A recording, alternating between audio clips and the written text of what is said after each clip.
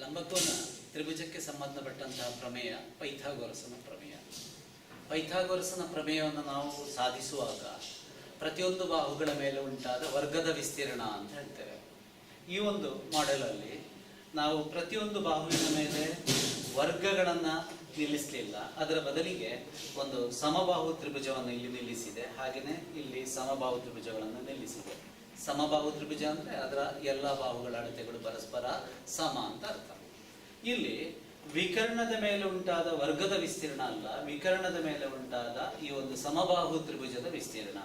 ಹಾಗೆಯೇ ಉಳಿದೆರಡು ಬಾಹುಗಳು ಇದೆರಡು, ಇದರ ಮೇಲೂ ಒಂದು ಸಮಬಾಹು ತ್ರಿಭುಜವನ್ನು ನಿಲ್ಲಿಸಿದ ಅದರ ವಿಸ್ತೀರ್ಣ.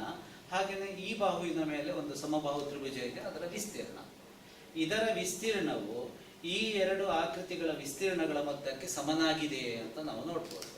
ಈ ಒಂದು ಮಾಡೆಲನ್ನು ಉಪಯೋಗಿಸಿಕೊಂಡು ನಾವು ಪಟ್ಟಿಯನ್ನು ಸ್ಕೇಲ್ ಉಪಯೋಗಿಸಿಕೊಂಡು ನಾವು ಅಳತೆಯನ್ನು ತೆಗಿಬೋದು.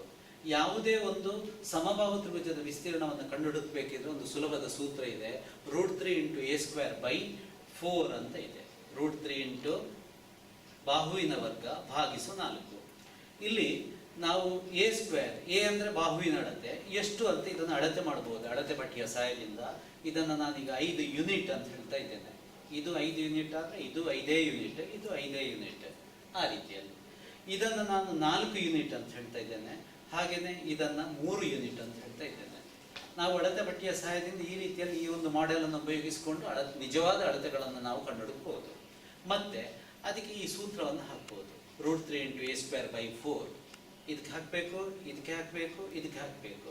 ಹಾಕಿದಾಗ ಇಲ್ಲಿ ಈ ದೊಡ್ಡ ತ್ರಿಭುಜದಲ್ಲಿ ನೀಲಿ ಬಣ್ಣದ ತ್ರಿಭುಜ ಕಾಣ್ತಾ ಇದೆಯಲ್ಲ, ಅದರಲ್ಲಿ ಆಕೃತಿಯಲ್ಲಿ √3 × π²/4 ಅದನ್ನು ಸಂಕ್ಷೇಪಿಸಿದಾಗ ಅಲ್ಲಿ 25 × √3/4 ಅಂತ ಇದರ ವಿಸ್ತೀರ್ಣ ಸಿಕ್ಕಿತು.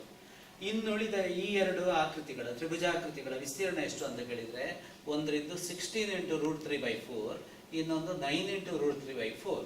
ಅಲ್ಲಿ ಸಂಕ್ಷೇಪಿಸಿದಾಗ ಅದರ ಮೊತ್ತ ಎಷ್ಟು ಬರ್ತದೆ ಅಂದರೆ 25 × √3/4 ಬಂತು. ಇಲ್ಲಿ LHS ಮತ್ತು RHS ಅನ್ನು ಗಮನಿಸಿದಾಗ ಅವುಗಳ ಅಳತೆ ಒಂದೇ ರೀತಿಯಾಗಿದೆ. ಈ ರೀತಿಯಲ್ಲಿ ನಾವು ಪೈಥಾಗೊರಸನ ಪ್ರಮೇಯವನ್ನು ಕೇವಲ ಬಾಹುಗಳ ಮೇಲೆ ಉಂಟಾದ ವರ್ಗದ ವಿಸ್ತೀರ್ಣ ಹೇಳುವುದರ ಬದಲಿಗೆ ಸಮಬಾಹು ತ್ರಿಭುಜದ ವಿಸ್ತೀರ್ಣಗಳನ್ನು ಹೋಲಿಸಿ ನಾವು ಈ ರೀತಿಯಲ್ಲಿ ಪೈಥಾಗೊರಸನ ಪ್ರಮೇಯವನ್ನು ಸಾಧಿಸಿ ತೋರಿಸಬಹುದು. Thank you.